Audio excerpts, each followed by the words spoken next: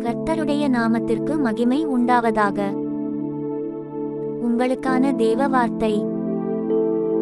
அவர் நம்மேல் வைத்த கிருபை பெரியது, கர்த்தரின் உண்மை என்றென்றைக்கும் உள்ளது. அல்லேலூயா. ஜெபம்.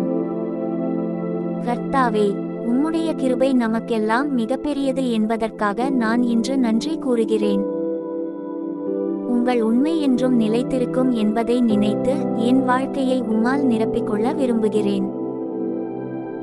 என் பாதைகள் உமது உண்மையில் நடக்க என் மனதை உங்கள் குணத்தோடு இணைக்கவும் வேண்டுகிறேன். என் கண்கள் எப்போதும் உம்மை நோக்கி இருக்கட்டும், என் வார்த்தைகள் உமது மகிமையை புகழட்டும்.